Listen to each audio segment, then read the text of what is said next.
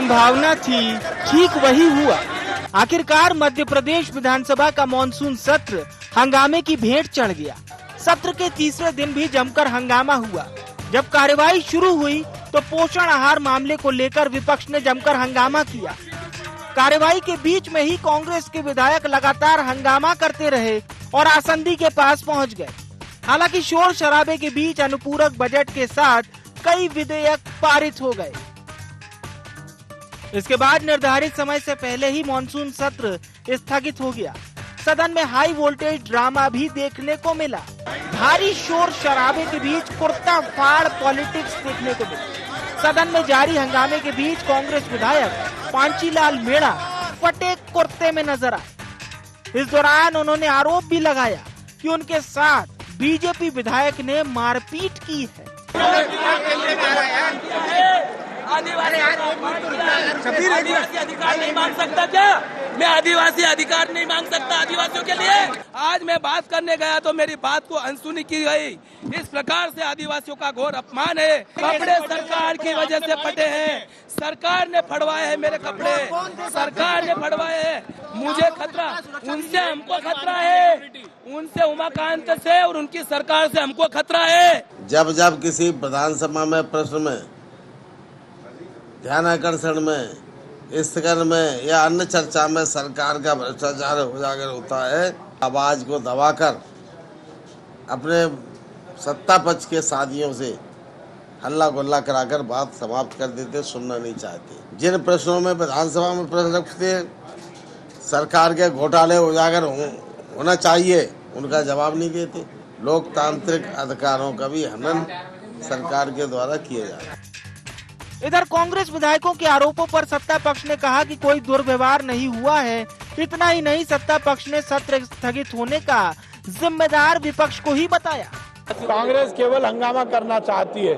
सड़क जहां प्रदर्शन करना है वहां नहीं करेंगे, सदन में प्रदर्शन करेंगे। जहां चर्चा करनी है वहां हंगामा।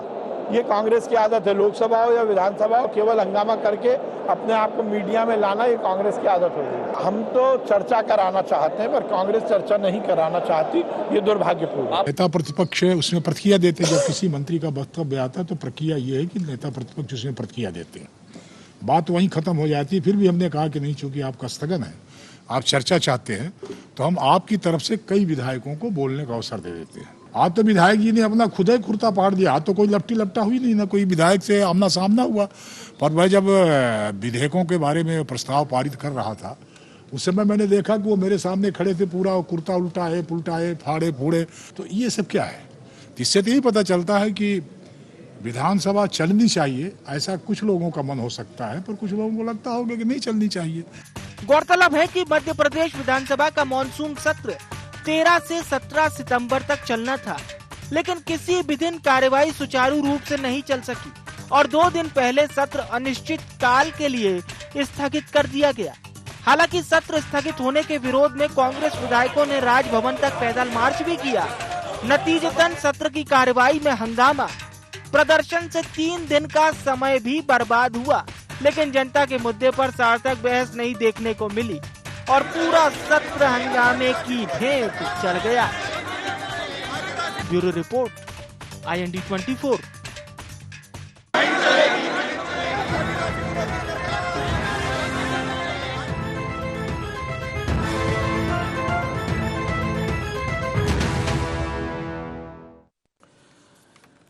नमस्कार, IND एजेंडा में आप सभी का बहुत स्वागत है। मैं हूं विवेक पांडे आपके साथ। तो 5 दिन का मॉनसून सत्र 5 घंटे भी नहीं चल पाया। महज 3 से 3.5 घंटे ही सत्र की कुल अवधि हुई, यानी कि सत्र में चर्चा का समय महज 3 से 3.5 घंटे ही रहा।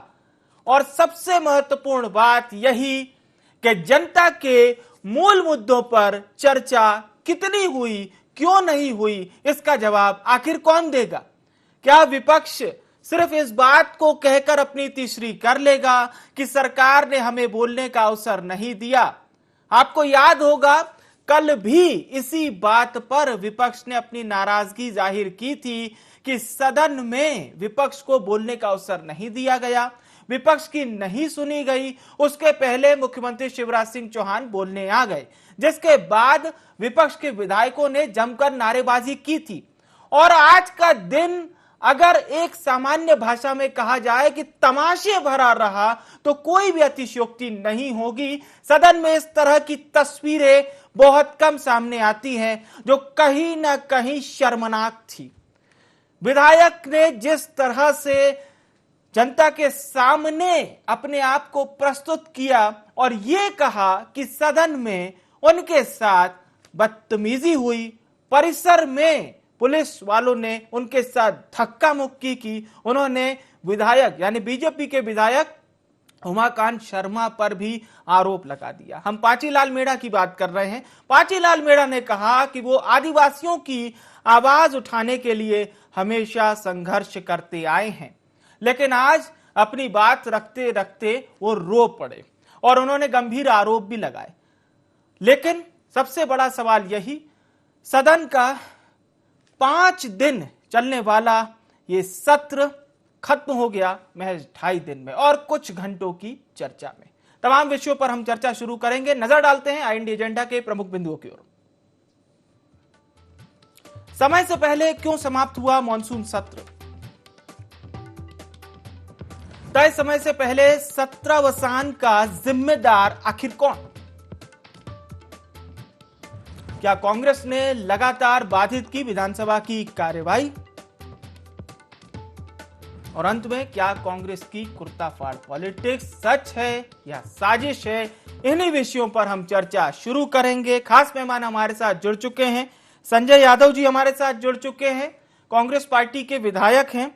डॉक्टर दिव्या गुप्ता जी हमारे साथ जुड़ चुकी हैं, प्रदेश प्रवक्ता हैं भारतीय जनता पार्टी की। मध्य प्रदेश के वरिष्ठ पत्रकार रमेश शर्मा साहब भी हमारे साथ जुड़ चुके हैं। संजय यादव जी, पाचीलाल मेड़ा जी ने जो गंभीर आरोप लगाए हैं उस पर मैं आपसे जरूर जवाब चाहूंगा, और साथ ही साथ ये भी कि सर 5 दिन के सत्र को बहुत कम बता रही थी कांग्रेस पार्टी, अब ये तो महज 2.5 दिन में ही खत्म हो गया। सर देखिए, सत्ता पक्ष की जवाबदारी बनती है कि जनता की आवाज जो नियम है, अधिनियम है, उसके तहत जनता की आवाज होना चाहिए। क्योंकि भारतीय जनता पार्टी घोटालों से घिरी है और आरोपों से बचना चाह रही है, जिसकी परिणति कि हमने पोषण आहार घोटाले पर चर्चा मांगी, स्थगन मंगाया, इन्होंने नहीं दिया। और जब रिपोर्ट सीएजी की जब प्रस्तुत ही नहीं हुई है, उसके पहले ही मुख्यमंत्री जी ने कि चोर की दाढ़ी में तिनका पहले ही तय कर लिया। उसको लेकर हमारे विधायक, हमारे साथी विधायक, सम्मानीय सारे लोग विधानसभा में फर्स्ट दिन जा रहे थे कि जो घोटाला भारतीय जनता पार्टी सरकार, जिसके मंत्री शिवराज जी हैं, कहीं न कहीं से शिवराज जी स्वयं दोषी हैं। कांग्रेस के शासन समय अगर आरोप भी लगा है तो मंत्री से इस्तीफा हो जाता, लेकिन इनके मुख्यमंत्री तो बैठे हैं और जो बात जहां कैग ने दी नहीं, उसकी रिपोर्ट आप पहले पढ़ रहे हैं, जिसका आपको संविधान अधिकार नहीं देता है। आपने सबसे पहले गलती वो कर दी मुख्यमंत्री जी ने। जब हमारे आदिवासी विधायक साथी के साथ हमें अपने सदन में जाना था, तब आपने मारपीट की, पुलिस ने उसका हाथ मरोड़ा। और दूसरी बात जो उसकी पीड़ा थी हमारे साथी विधायक पाचीलाल की, कि उसके क्षेत्र में जो कैरम डैम फूटा है, वो जो आदिवासियों का पलायन हुआ है, आपने उनको बेघर घर के जंगल में छोड़ दिया और आपने वादा किया था कि भाई हम आदिवासियों का विस्थापित हुए हैं जो उनका पुनर्वास करेंगे। इन्होंने वो पुनर्वास भी नहीं किया। उसके क्षेत्र के गरीब भोले भाले आदिवासी हैं, ये आदिवासियों के साथ विश्वासघात कर रही है सरकार, तो उसका दर्द जायज था। आपने उसकी बात नहीं सुनी और सदन के अंदर आके इनका एक साथी विधायक एक आदिवासी गरीब विधायक के साथ अभद्र व्यवहार करते हुए उसकी कॉलर पकड़ता है। तो किसी आदिवासी के साथ इतना अपमान होगा तो हमारे साथी विधायक कैसे उसको बर्दाश्त कर लेंगे? एक तरफ आप गुंडागर्दी कर रहे हैं, एक तरफ आप भ्रष्टाचार कर रहे हैं, उसकी चर्चा नहीं करना देना चाहते हैं। तो ये भारतीय जनता पार्टी का नेतृत्व दायित्व बनता रहा कि सत्ता पक्ष की जो पार्टी होती है, सदन में जो मुद्दे होते हैं, जनता की जो आवाज होती है, एक माध्यम होता है, उसको आप सदन चलाना, सदन से भागना क्यों चाहते हैं? दिग्विजय सिंह जी के समय 2-2 महीने सदन क्यों चलता रहा? हमारे पत्रकार महोदय जी बैठे, इनसे पूछिए। दिग्विजय सिंह जी कहते रहे कि पहले आरोप आने दो, उसके बाद हम जवाब देंगे। यहाँ तो आरोप लगाए नहीं गए, उसके पहले आप जवाब दे रहे। तो यहाँ कहीं ना कहीं शिवराज सिंह जी की एक गलती थी। उस गलती के कारण सदन हमारा, हम तो चाह रहे थे 15 दिन चले। और एक तो दूसरा कारण इनका ये भी था कि माननीय नरेंद्र मोदी जी 17 तारीख को आ रहे, तो ये चाह रहे थे किसी तरीके से कि माननीय प्रधानमंत्री जी आ रहे हैं, तो उसको खत्म करने के लिए कि इनको बहाना भी चाहिए था, और घोटाले भी सामने आ गए थे। तो शिवराज जी की स्थिति इस समय बहुत खराब है, भारतीय जनता पार्टी की स्थिति बहुत खराब है। और आदिवासियों पे अत्याचार, दलितों पे अत्याचार, महिलाओं पे अत्याचार, भ्रष्टाचार, नौजवान बेरोजगार, इन सब चीजों से भारतीय जनता पार्टी समझ चुकी है कि उसकी जमीन खत्म हो चुकी है, उसकी जमीन खिसक चुकी है। आने वाले समय में भारतीय जनता पार्टी शिवराज के नेतृत्व में वो हालात होंगी कि एक एक विधायकों के लाले पड़ेंगे। मैं तो नहीं समझता हूँ अभी वर्तमान में जो हालात चल रहे हैं भारतीय जनता पार्टी की, उन हालातों में शायद 25-30 सीटों से भी ज्यादा पार भारतीय जनता पार्टी नहीं हो पाएगी। क्योंकि भ्रष्टाचार का जो घोटाला है, ये माननीय नरेंद्र मोदी जी में अगर नैतिकता होगी तो सबसे पहले शिवराज जी को हटाना चाहिए, उसकी बात जांच करा ले, स्वतंत्र एजेंसी से जांच करा ले, क्योंकि उनके विभाग है उनके पास। इसलिए मुख्यमंत्री का दायित्व बनता है कि इस्तीफा दे दे और उन आदिवासी भाइयों से माफी मांगे जो कैरम डैम फूटा है, उनसे माफी मांगे, जिनका विस्थापित नहीं हुआ उनसे माफी मांगे, और सम्मान के साथ जवाब ले लेते हैं भारतीय जनता पार्टी से दिव्या गुप्ता जी। विकी जी, माननीय विधायक ने रख दी टीवी पर। सिर्फ 2-3 बातें कहना चाहूंगी। एक ये कि विपक्ष की भूमिका इस समय सदन जब चल रहा होता है तो सबसे अहम भूमिका है, और विपक्ष की भूमिका सदन के बाहर भी इससे अहम हो जाती है कि आपको वही मौका मिलता है जब आप सदन के पटल पर अपनी बात स्पष्टता से रख सकते हैं, सरकार से उत्तर मांग सकते हैं। इससे वो समय आपके लिए सबसे महत्वपूर्ण समय है। माननीय विधायक जी, आप और हम यहाँ बैठ के जिन विषयों पर चर्चा कर रहे हैं और आप जो सारे आरोप लगा रहे हैं, उन आरोपों के उत्तर आपको सदन के धरातल पर वहां पर मिलने थे। दिक्कत ये हो जाती है कि ये जो हम तर्कों की जो हमारी बहस है, वो तर्कों की बहस करने के बजाय हम हंगामे की बहस अगर का भाव है, आप पता कर ले, हमने स्थगन मंगा तो दिया नहीं और हमें आश्वासन मिला था विधानसभा अध्यक्ष की तरफ से। प्रॉब्लम आता ही नहीं है, उसके पहले मुख्यमंत्री जी का वक्तव्य आ गया।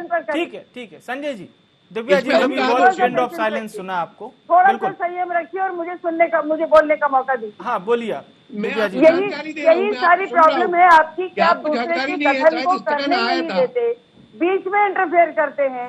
यही बात आपने माननीय मुख्यमंत्री के वक्तव्य के समय भी कही कि आप बोलने तो देंगे तो ही तो आप हंगामा करेंगे। ठीक है, आप अपनी बात रखिए दिव्या गुप्ता जी। जी, मेरा निवेदन ये था कि हम ये कहना चाह रहे कि जब आपको मौका मिलता है, जब आपके पास समय है कि आप अपनी प्रतिष्ठा को बनाए रखें, आप अपनी प्रतिष्ठा के साथ सदन में व्यवहार करें।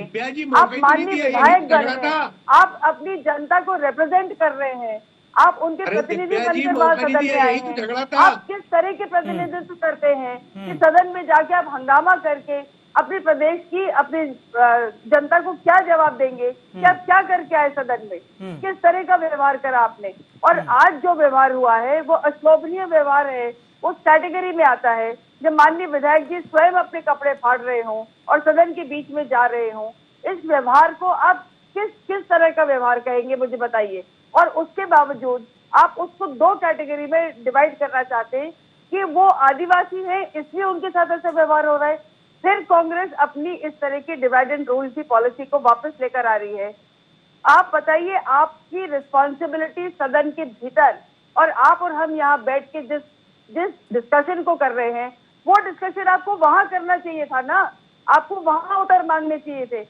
वहां आप हंगामा करके किस भेंट चढ़ देना चाहते हैं सदन के सत्र को। यही हाल लोकसभा का होता है, यही हाल आपका सदन का होता है। और हम जब जा रहे थे, सदन का सत्र शुरू हो रहा था विधानसभा का, तब मेरे ख्याल विक्की जी, मैं और शर्मा सर फिर एक डिबेट में बैठे थे, जब मैंने फिर कहा था कि कांग्रेस का ये ट्रैक रिकॉर्ड बन चुका है कि आप लोग सदन में हंगामा करते हैं और फिर बाद में आरोप लगाते हैं कि हमारी बात सुनी नहीं गई। आपके पास जो दिन था, जो दिन आपके पास 5 दिन थे, क्या आपने उसको उतनी रिस्पॉन्सिबिलिटी से यूटिलाइज करा? अगर हाँ तो बताइए, लेकिन आपने नहीं करा। आपके शीर्षस्थ नेता पहले दिन गायब हैं। आप क्या क्या मैसेज देना चाह रहे हैं, मुझे बताइए। कांग्रेस किस तरह का मैसेज देना चाह रही है सदन में, और आप क्या वहां पे हंगामा करने के बाद क्या प्रूव करना चाह रहे हैं, ये भी बताइए हम। ठीक है, संजय जी से हम जवाब लेंगे, उससे पहले रमेश शर्मा जी का रुख करते। रमेश जी, कांग्रेस बीजेपी के आरोप अपनी ओर, लेकिन जनता को भी आस रहती है सदन के चलने से, जनता के ही टैक्स से सदन की कार्यवाही चलती है, और बकायदा ये पूरा जो खर्चा है, ये चीज मैं इसलिए जोड़ रहा हूं क्योंकि लोकसभा की कार्यवाही हो या विधानसभा की कार्यवाही, ये बात प्रमुखता से आती है कि सदन को चलाने में जो खर्चा होता है, तो जनता भी अपने न केवल उन चीजों को देखती है, देखिए सदन में क्या चर्चा हो रही है, हमसे जुड़े हुए कितने मुद्दों पर चर्चा हो रही है। आज जनता को क्या लगा होगा सर, क्योंकि आज तो हंगामे के अलावा कुछ भी नहीं दिखाई दिया। ये बिल्कुल आपने ठीक कहा। निश्चित रूप से ये जो 3 दिन या 2 दिन से हम जो हंगामा सदन में देख रहे हैं, इससे जनता को वाकई बहुत निराशा हुई है। और आपने ये भी बिल्कुल सही कहा कि जनता के खून पसीने की गाढ़ी कमाई से ये विधानसभा चलती है, और इसमें प्रतिदिन लाखों रुपया इसमें खर्च होता है। आपने हंगामा करके उस लाखों रुपए पर पानी फेर दिया। तो मोटे तौर पर इसमें राजनीतिक दलों को स्वयं विचार करना चाहिए कि ये जो अवसर आता है, उन्हें राजनीति करने के लिए तो जमाना पड़ा हुआ है। मीडिया के सामने जाके करें, आम सभाओं में करें, धरने प्रदर्शन करते रहें, लेकिन सदन के अंदर, विधानसभाओं के अंदर, लोकसभा के भीतर कहीं ना कहीं उनको चर्चा करनी चाहिए, बिंदु उठाना चाहिए। इस हंगामे से दोनों फायदे में रहे, कांग्रेस भी फायदे में रही और सरकार भी फायदे में रही। कांग्रेस ये फायदे में रही, हंगामा करके आप देखेंगे कि वो सुर्खियों में अब कांग्रेस रहेगी, मीडिया की सुर्खियों में, चैनलों पर भी वही रहेगी, अखबार में भी वही रहेगी। और सरकार जो कोई बात कहती, वो सरकार को कम स्थान मिलेगा। ये लाभ कांग्रेस को हुआ।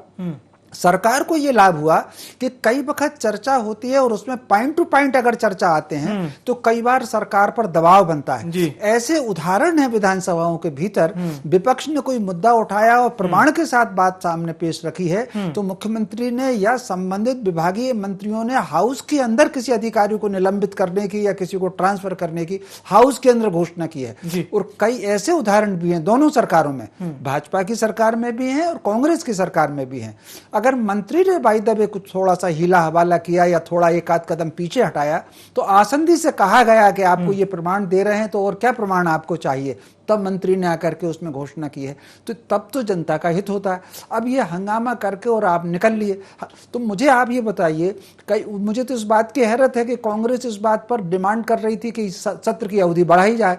जो निर्धारित सत्र की अवधि थी, आप उसमें ही चर्चा नहीं कर रहे। तो मोटे तौर पर सत्ता पक्ष तो ये चाहता है कि चर्चा ना हो, क्योंकि उनको जवाब देने से बचते हैं वो तो, लेकिन विपक्ष को ये चाहिए कि सत्ता पक्ष की मर्जी पूरी ना होती, वो बैठ करके अपनी बातचीत करते। एक बात, कल जो या परसों जो बात आई थी स्थगन प्रस्ताव पर मुख्यमंत्री खड़े हुए, 2 बात होती है। ये बात सही है कि ध्यानाकर्षण पर या स्थगन पर पूरा चर्चा होने के बाद सरकार की तरफ से जवाब आता है, लेकिन ऐसे उदाहरण सदन के अंदर भी हैं, लोकसभा के अंदर भी है कि जनहित का मुद्दा कोई माननीय विधायक ने अगर उठाया है, उस सरकार ने उस पर कार्रवाई की है, तो 1 मिनट वो खड़े होकर के सदन को ये जरूर बताते हैं कि ये कार्रवाई, आप मुद्दा तो रख रहे हैं लेकिन इस पर हमने ये कार्रवाई कर ली है। उसमें वजन बढ़ता है।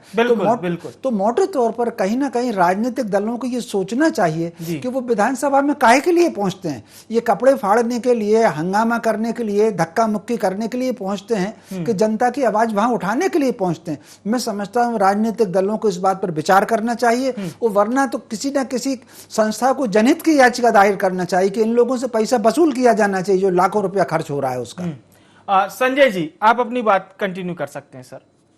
देखिए, रमेश शर्मा जी की बात से मैं बहुत अच्छी बात लगी, उन्होंने बहुत अच्छी बात कही कि सदन में चर्चा होना चाहिए। हम भी चाहते सदन में चर्चा होना चाहिए। और उन्होंने एक बात और कही कि सत्ता पक्ष कभी नहीं चाहता कि आरोप लगे या वो, जैसे उन्होंने बात कही कि जो हम स्थगन लाए थे, स्थगन, और हम विधानसभा अध्यक्ष जी से मिले, उन्होंने कहा कि हम इस पर चर्चा कराएंगे। जब मुख्यमंत्री जी का वक्तव्य पहले आ गया तो स्थगन पर चर्चा होना नहीं थी। अगर आप स्थगन पे जो चर्चा हो जाती उसके बाद मुख्यमंत्री जवाब देते तो सदन समाप्त नहीं होता, सदन चलता। कम से कम 17 तारीख को अगर पीएम साहब आ रहे थे तो 16 तारीख तक तो चलता। दिव्या गुप्ता जी, आपको जानकारी नहीं है, मैं विधानसभा के अंदर था, मैं आपको जानकारी देना चाह रहा हूँ। मुख्यमंत्री जी से क्या गलती हुई, उनके सलाहकारों से क्या गलती हुई कि जो चीज हुई नहीं, हम तो अभी आरोप लगाते, मतलब कहीं डाका डलता है तो आप डाकू पहले बताएगा कि हमने डाका कैसे डाला, कि एफआईआर होगी, फिर उसके बाद जांच होगी। यहाँ तो ये हो गया कि डाकू ने डाका डाल दिया, वो डाकू ही कह रहा कि हमने कैसे डाका डाला या हमने नहीं डाला। पहले आपने बचाव कर लिया, अभी तो आपके ऊपर आरोप नहीं लगे, कोई ने कहा नहीं कि डाका डाला। अखबारों में आ रहा पोषाहार घोटाला हुआ, हम आपको बताते, उसके पहले आपने स्वीकार कर लिया। मतलब चोर की दाढ़ी में तिनका, कहीं न कहीं दाल में काला था, इसलिए तो आपको सफाई देना पड़ी। आप मुख्यमंत्री हैं, 15 साल से मुख्यमंत्री हैं, आपका रिकॉर्ड भी बना है। क्या आपको इतना नहीं मालूम कि सीएजी की रिपोर्ट मार्च में प्रस्तुत होगी? वो लोक लेखक समिति है, उसके समक्ष जाना थी, लेकिन आपने पहले ही डर गए, इतने भयभीत हो गए। एक तरफ आपके विश्वास सारंग जी एक हफ्ते पहले पत्रकार वार्ता लेते हैं, कहते हैं मोटरसाइकिलों से परिवहन नहीं हुआ। फिर माननीय मुख्यमंत्री जी पत्रकार वार्ता लेते हैं और कहते हैं कि मोटरसाइकिलों से परिवहन हुआ है। अरे हुआ है भैया, तो आप क्या कर रहे थे इतने सालों से? आपने सजा क्यों नहीं दी जिसने किया? आप कह रहे हैं कि हमने छोटे अधिकारी कर्मचारियों को मार दिया, आप मछली मार रहे, मगरमच्छ को नहीं मार रहे, क्योंकि ये विभाग मुख्यमंत्री जी के पास है। तो मुख्यमंत्री जी का नैतिक दायित्व बनता है कि सत्ता पक्ष की बात सुनते, विधानसभा अध्यक्ष जी भी हमारा स्थगन मंजूर करते। ठीक है, कल भी हम विधानसभा अध्यक्ष जी को दिव्या जी से हम कमेंट ले लेते हैं सर आपके सवाल पर। दिव्या जी। संजय जी जो बात कह रहे हैं, मैं उसी बात को थोड़ा सा और आगे बढ़ाना चाहूंगी। वो बार बार इस बात का आरोप लगा रहे हैं कि मुख्यमंत्री जी पहले बोल दिए, प्रश्न हम पूछ रहे थे, पहले उन्होंने जवाब दे दिया।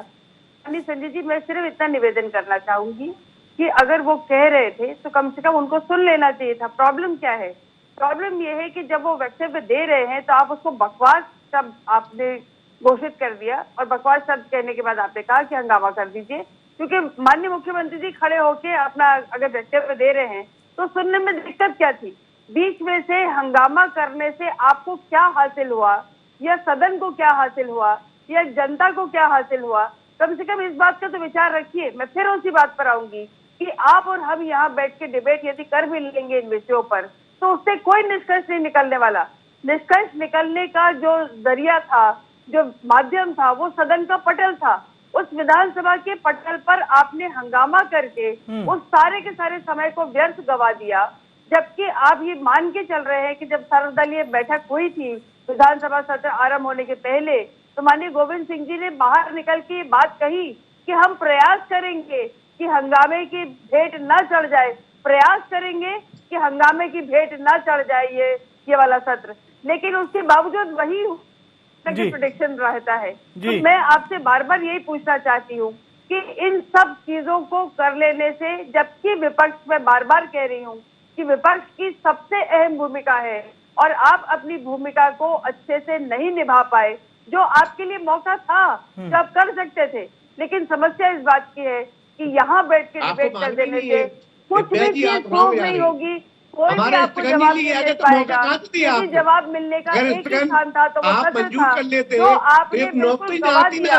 इसलिए गवाया क्योंकि आप हंगामा करने में ज्यादा स्वयं विधानसभा अध्यक्ष जी को पत्र दे के आया, यहाँ चर्चा करा लो, और वो टीआरपी नहीं मिलेगी, कर्म करने पड़ेंगे तो टीआरपी। चलिए हम रमेश शर्मा जी से एक अंतिम प्रतिक्रिया ले लेते हैं। रमेश शर्मा साहब,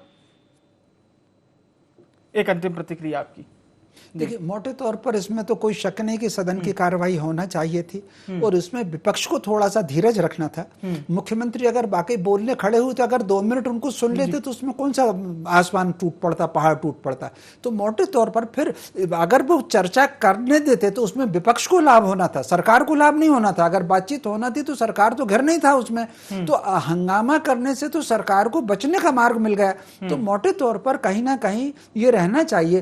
फिर सड़क का आंदोलन अलग है, विधानसभा का आंदोलन अलग है। तो मैं समझता हूं इस मामले में विपक्ष के दलों को भी, सरकार के दलों को भी इसमें विचार करना चाहिए। कम से कम विधानसभा ऐसे हंगामे का केंद्र ना बने, विधानसभा में सभी पक्ष चर्चा करें और फिर इस से जो घटना का लाभ जो मिला है, लाभ उन आरोपियों को मिला है जिन्होंने इस भोजन में, पौष्टिक आहार में घोटाला किया है या और दूसरी जगह घोटाला किया है। अगर चर्चा होती तो ये रेप का मामला भी विधानसभा में आता, पोषण आहार के घोटाले का भी आता, वो सब आनंद से घूम रहे होंगे जिन्होंने घोटाला किया है। वरना इसमें अगर चर्चा होती तो 2-4 पर और कठोर कार्रवाई की संभावना भी होती। तो आगे से मैं समझता हूं दोनों पक्ष बैठ करके चर्चा करें। बिल्कुल, बहुत बहुत शुक्रिया आप सभी मेहमानों का हमारे साथ चर्चा में शामिल होने के लिए। तो विधानसभा की कार्यवाही अनिश्चित काल के लिए स्थगित हो गई। मॉनसून सत्र आज समाप्त हो गया। कांग्रेस और बीजेपी के किस तरह से विधायकों के बयान सामने आए ये भी हमने देखे, किस तरह के आरोप कांग्रेस विधायकों ने लगाए ये भी हमने देखे।